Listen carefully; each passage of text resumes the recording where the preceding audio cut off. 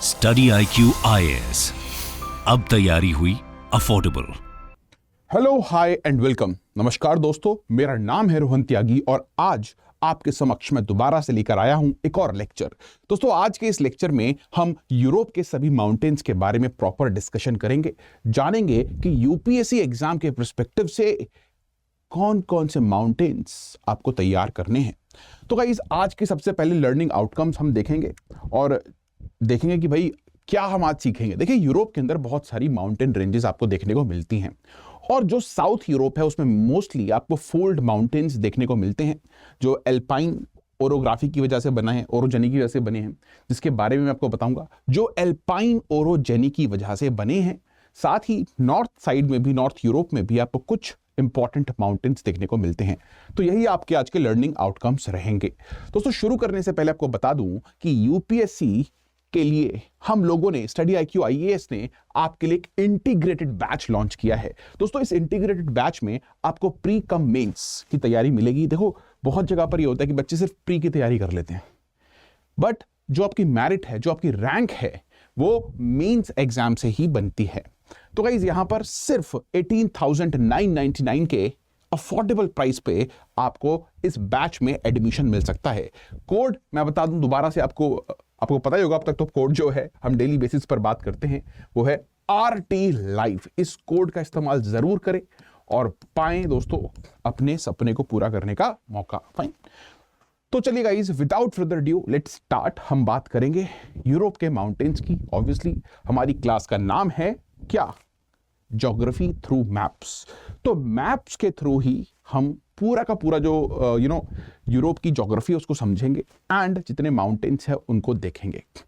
तो वैसे गाइस, ये बहुत ही अच्छा मैप है, एक फ्री मैप है, अवेलेबल है। कहीं पर भी आप गूगल सर्च करेंगे तो आपको ये मैप मिल जाएगा और इस मैप पर मोस्ट ऑफ द माउंटेन्स आपको देखने को मिल रहे हैं। पर हमें हाईलाइट करना है कि कौन कौन से माउंटेन्स हमारे लिए इंपॉर्टेंट है। देखिए गाइस, आप सभी को ये बात भी मैं बता चुका हूं, दोबारा आपको बताऊंगा कि क्या है जी। ये जो है, ये है आपकी एल्पाइन हिमालयन ओरोजेनी। ओरोजेनी यानी कि माउंटेन कैसे बनते हैं, बताया था मैंने। ओरो मतलब माउंटेन, जेनी यानी कि माउंटेन्स का जेनेसिस। तो दोस्तों, यहां पर हुआ ये कि बेसिकली जो अफ्रीकन प्लेट है वो टकराई यूरेशियन प्लेट से। यहां पर अरेबियन प्लेट जो थी वो टकराई यूरेशियन प्लेट से। यहां पर एनाटोलियन प्लेट थी जो टर्की है, वो प्लेट एक माइनर प्लेट थी, टकराई यूरेशियन प्लेट से। इंडियन प्लेट टकराई यूरेशियन प्लेट से और इसी को हम एल्पाइन हिमालयन ओरोजेनी बोलते हैं। मैं लिख देता हूं यहां पर आप लोगों के लिए, जिससे कि आपके लिए थोड़ा सा आसान हो जाए।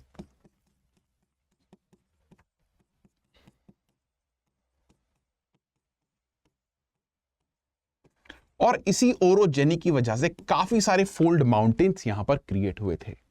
दोस्तों, मैंने आपको बताया था कि अफ्रीका के अंदर एटलस माउंटेन्स इसी ओरोजेनी का प्रोडक्ट हैं।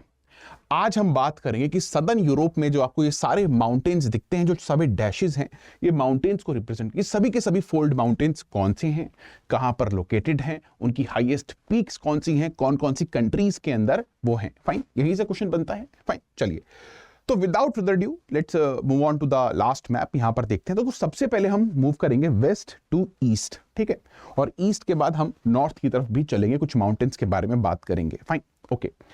तो गाइस, सबसे पहली चीज अगर आप यहां पर देखें, यह है आपका आइबेरियन पेनिनसुला।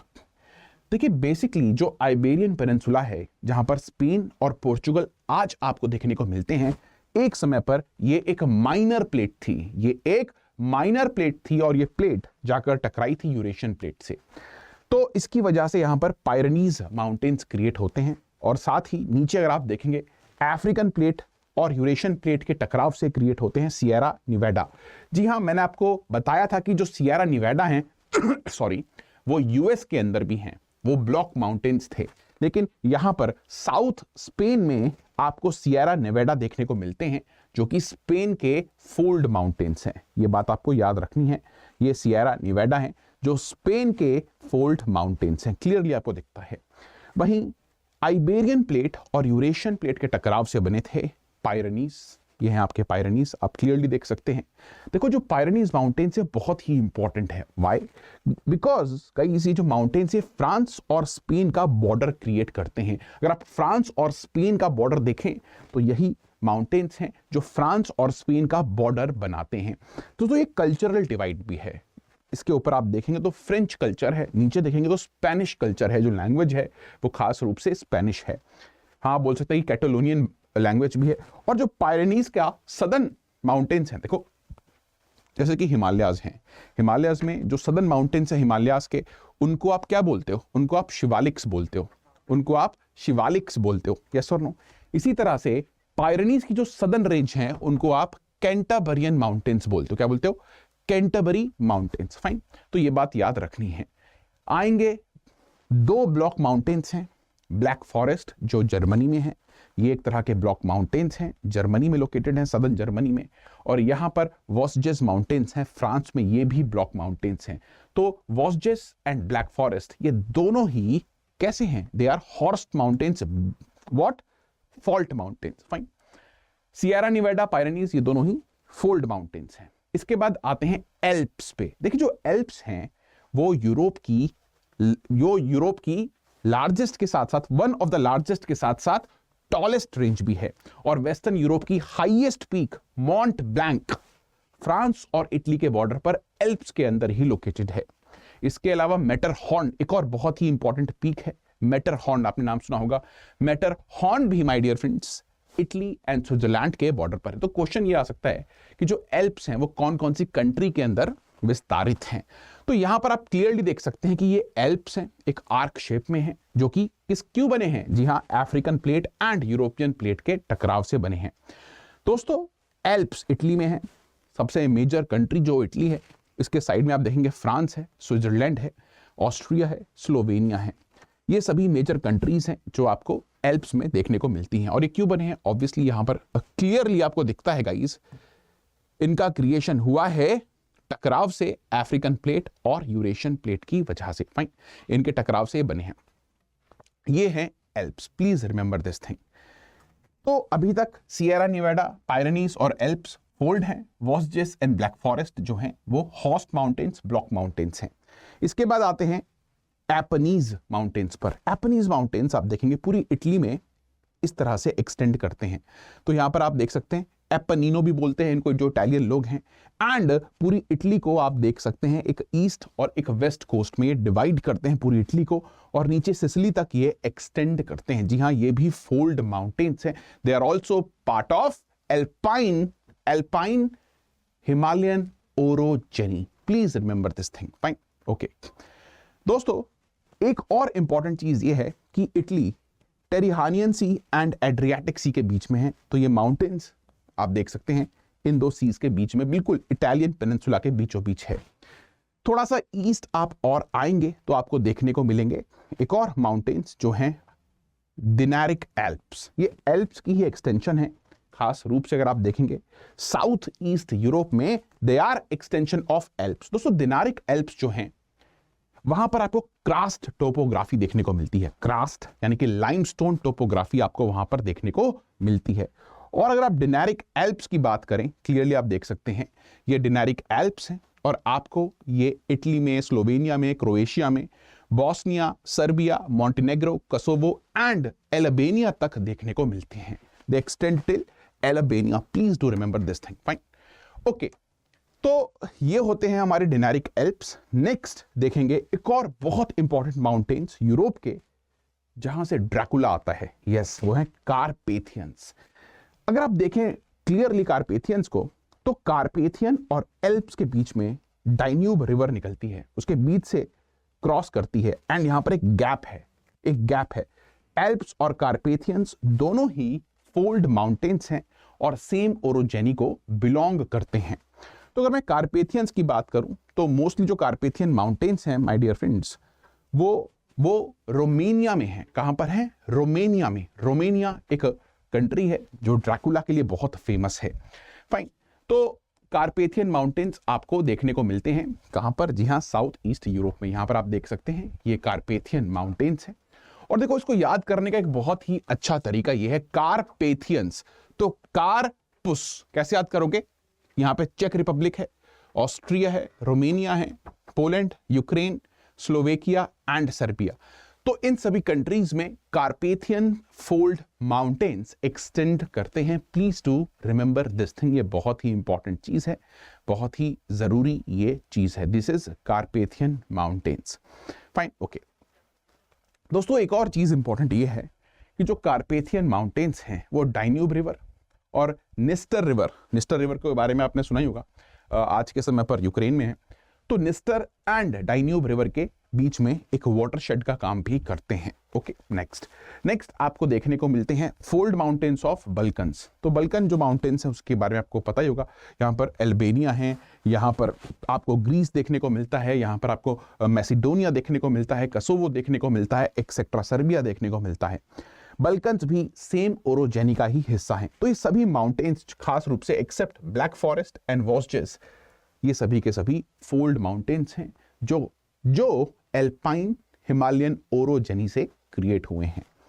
तो इसके बाद आते हैं कॉकस माउंटेन्स पर। देखिए, जो कॉकस माउंटेन्स हैं वो अरेबियन प्लेट और यूरेशियन प्लेट की टकराव से बने हैं, और आप कह सकते हैं कि ये पूरे यूरोप के सबसे टॉलेस्ट माउंटेन्स हैं।